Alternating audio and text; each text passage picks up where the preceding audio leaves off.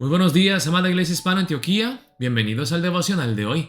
Hoy es el día martes 25 de noviembre y vamos a ver la palabra de Dios en el libro de Josué capítulo 8, versículos 24 al 35 con el título Un pueblo centrado en Dios y en su palabra. La verdad es que hay muchísimos temas en el pasaje de hoy, pero entre ellos pues quiero enfocarme más en este punto, que el pueblo de Israel al entrar en la tierra prometida tiene que vivir una vida centrada en Dios y en su palabra. Vamos a ver la palabra empezando en el versículo 24. Dice la palabra de Dios así: Y cuando los israelitas acabaron de matar a todos los moradores de Ai en el campo y en el desierto a donde los habían perseguido, y todos habían caído a filo de espada hasta ser consumidos, todos los israelitas volvieron a Ai y también la hirieron a filo de espada. Y el número de los que cayeron aquel día, hombres y mujeres, fue de 12,000, todos los de Ai. Porque Josué no retiró su mano que había extendido con la lanza hasta que hubo destruido por completo a todos los moradores de Ai. Vimos en los últimos días, hermanos, que en el primer intento, cuando los israelitas atacaron al pueblo de Ai, dijeron, pues esto va a ser fácil. Llevemos unos 2,000 o 3,000 soldados para luchar contra ellos. Aquí vemos, hermanos, que la población total de Ai era de 12,000 personas. Entonces, con hombres y mujeres y niños y todo eso. Entonces, si le dividimos por 4, digamos que hay hombres y mujeres y niños y todo eso, digamos que una cuarta parte de estos 12,000 en total son soldados, hombres de guerra, serían unos 3,000. Entonces es entendible por qué entonces los israelitas al principio dijeron, llevemos unos 2,000 o 3,000 hombres y podemos vencerlos fácilmente. Pero ¿se acuerdan en el pasaje de ayer? ¿Cuántos hombres de guerra salieron contra Ai la segunda vez después de haber sido derrotados por el pecado de Acán? Sí, fueron 30,000 hombres. Entonces vemos, hermanos, que la segunda vez los israelitas aprenden a tomar en serio sus adversarios, pero no solamente eso. Yo creo, hermanos, para mí personalmente creo que es un mensaje claro de Dios que les quiere decir, yo quiero erradicar completamente, quiero eliminar el pecado y la idolatría. Creo que el pueblo de Ai representa el pecado, la idolatría del pueblo. Y Dios les manda a que dice aquí la palabra de Dios, que maten a todos a filo de espada. Y entonces van con 30,000 hombres. Hermanos, en nuestra lucha con el pecado no podemos luchar así a medias. Tenemos que darle todo lo que tenemos para luchar contra el pecado, porque el pecado es algo serio que no le agrada a Dios. Tenemos que matar el pecado, o el pecado nos matará a nosotros. Es el primer punto que veo en el pasaje de hoy. Tengo que seguir porque hay muchas cosas que ver.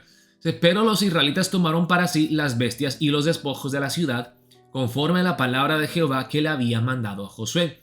Es una expresión que van a ver repetidamente en el pasaje de hoy.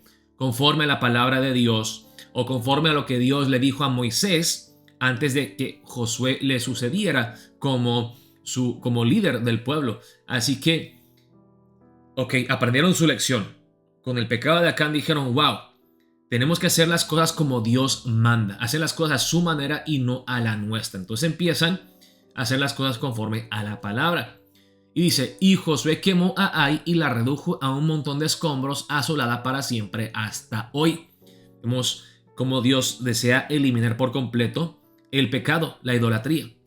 Y al rey de Ai lo colgó de un madero hasta caer la noche. Y cuando el sol se puso, mandó Josué que quitasen del madero su cuerpo y lo echasen a la puerta de la ciudad, y levantaron sobre él un gran montón de piedras que permanece hasta hoy. Aquí no voy a entrar muy en detalle, hermanos, pero vemos en los versículos 28 al 29. ¿Será que son sombras del evangelio? Ahora, claro, aquí fue un hombre malo, el rey de Ai, que fue colgado de un madero por su idolatría. Pero en la cruz del Calvario no fue un rey malo, sino que fue el único justo, el Cordero perfecto de Dios, que fue colgado en una cruz, en un madero, para salvarnos a nosotros de nuestro pecado y de nuestra idolatría. No voy a entrar en detalle porque igual hay muchas cosas que tenemos que cubrir. Luego dice en el versículo 30, Entonces Josué edificó un altar a Jehová Dios de Israel en el monte Ebal, como Moisés, siervo de Jehová, lo había mandado a los hijos de Israel, como está escrito en el libro de la ley de Moisés, un altar de piedras enteras sobre las cuales nadie alzó hierro, y ofrecieron sobre él holocaustos a Jehová y sacrificaron ofrendas de paz. Esto, hermanos, la verdad esto, vamos a regresar a este libro de Génesis. Cuando Dios llamó a Abraham y él le prometió, cuando él edificó un altar, Dios le prometió que su pueblo regresaría a esa tierra. Y justo se está cumpliendo las promesas que Dios le hizo a Abraham y también las promesas que Dios le hizo a Moisés. Y en Deuteronomio capítulos 27 y 28 creo, es que encontramos las bendiciones y las maldiciones del pacto, de obedecer la palabra de Dios o no. Y como Dios le había mandado a Moisés, claro, Moisés no logró entrar a la tierra prometida, pero su sucesor, Josué, entra y hace justamente lo que Dios le mandó a Moisés. Llegan a los dos montes, el monte Ebal y el monte Gerizim. Vemos en Deuteronomio cómo se pronuncia bendiciones sobre el monte de Gerizim y maldiciones sobre el monte de Ebal. Y Moisés es mandado a poner 6 tribus sobre el monte Gerizim y 6 sobre la tribu de Ebal. El monte de Ebal, 6 tribus, y que los levitas estén en el medio en Siquén y que declaren estas bendiciones y maldiciones y que se lea la palabra de Dios y que luego se den cuenta que ellos tienen una decisión que tomar en cada momento de sus vidas. Pueden escoger o la obediencia y la bendición, o pueden escoger la desobediencia y la maldición. Y el monte Gerizim era mucho más fértil. El monte Gerizim se encontraba hacia el sur de Siquén y hacia el norte estaba el monte Ebal, que era un monte más seco hecho de piedras. Vemos aquí entonces que Dios le mandó a Moisés que edificara un altar sobre el monte Ebal. Dice aquí, entonces Josué edificó un altar a Jehová Dios de Israel en el monte Ebal, en el monte de la maldición, como Moisés, siervo de Jehová, lo había mandado a los hijos de Israel, como está escrito en el libro de la ley de Moisés, un altar de piedras enteras sobre las cuales nadie alzó hierro, y ofrecieron sobre él holocaustos a Jehová y sacrificaron ofrendas de paz. Ok, es algo significativo, me parece a mí, que sea un altar de piedras enteras, que no son cortadas o que son lijadas para hacer bloques perfectos cuadrados, sino que tiene que tomar las piedras que encuentran ahí sobre el monte Ebal y erigir un altar. No un altar perfecto, pero un altar que funciona. Y a mí me parece, hermanos, que Dios les manda de esta forma. ¿Por qué? Porque yo creo que Dios le está diciendo, ustedes tienen que entender que todo lo que ustedes hacen es por mi gracia, no es por su propio esfuerzo. Si ustedes trabajan y cortan la piedra y la lijan y la hacen perfecta, pues ustedes se van a jactar de que ustedes lo hicieron, que fue por su mérito, que fue por su esfuerzo que se ganaron esto. Pero Dios les dice, es por mi gracia.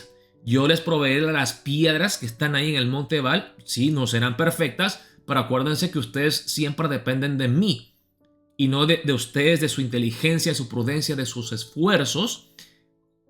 Edifiquen un altar de gracia, que yo les doy de gracia, no de su esfuerzo, sobre el monte Ebal, que es el monte de la maldición. Me parece a mí que Dios les está diciendo, mi gracia cubrirá la maldición de la desobediencia. Ustedes van a desobedecer, pero aún sobre el monte de desobediencia, donde merecen un castigo mío, el juicio severo de mi justicia perfecta, yo edificaré un altar.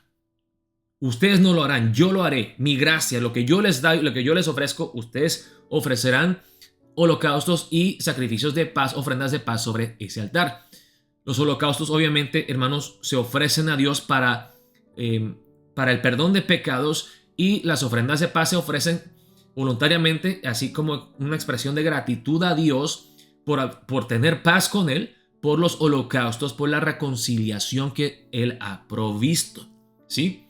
Dice, también escribió allí sobre las piedras una copia de la ley de Moisés, que puede ser vista públicamente, la cual escribió delante de los hijos de Israel. Y todo Israel con sus ancianos, oficiales y jueces estaba de pie a uno y otro lado del arca, en presencia de los sacerdotes levitas que llevaban el arca del pacto de Jehová, así los extranjeros como los naturales. La mitad de ellos estaba hacia el monte Gerizim y la otra mitad hacia el monte Ebal, de la manera que Moisés, siervo de Jehová, lo había mandado antes para que bendijesen primeramente al pueblo de Israel. Después de esto, leyó todas las palabras de la ley, las bendiciones y las maldiciones conforme a todo lo que está escrito en el libro de la ley. No hubo palabra alguna de todo cuanto mandó Moisés que Josué no hiciese leer delante de toda la congregación de Israel y de las mujeres, de los niños y de los extranjeros que moraban entre ellos. Hay muchísimas cosas que están pasando aquí. Primero, bueno, se ve cómo se está cumpliendo las promesas de Dios hechas a Abraham, a Moisés. El pueblo de Israel está avanzando, está entrando a la tierra prometida. Y Dios les dice aquí: ustedes serán un pueblo distinto, diferente al resto del mundo. Deben de sujetarse a mí, mi palabra, mi verdad. Deben de vivir para mi gloria. Y Dios les recuerda el pacto, las bendiciones de la obediencia, las maldiciones de la desobediencia. Ustedes sean un pueblo centrado en mí. Ustedes no necesitan un rey humano. Yo soy su Dios. Sírvanme a mí. Sujétense a mí, a mi palabra revelada. Vemos aquí, hermanos, que se habla de toda la congregación de Israel, incluyendo las mujeres, los niños y hasta los extranjeros que moraban entre ellos. Y se ve, hermanos, el cumplimiento de las promesas hechas a Abraham, que todas las naciones del mundo serán benditas a través de él. Vemos la inclusión de Rahab, la prostituta, que no era étnicamente judía, pero que es incluida por su fe. Y al parecer aquí también, hermanos, cuando están entrando a la tierra prometida, hay extranjeros que no son étnicamente judíos, pero que se han convertido a la fe de los judíos que creen en el Dios de Israel. Hay muchísimas cosas que están pasando aquí. La inclusión de gentiles por la fe. Vemos la gracia de Dios sobre la maldición. Vemos, en fin, que esa gracia derramada sobre el pueblo, esa gracia inmerecida, encuentra su consumación perfecta en Cristo Jesús, el Rey perfecto que murió por los pecadores. Hay muchas cosas que están pasando aquí, pero hermanos, quiero enfocarme en esto.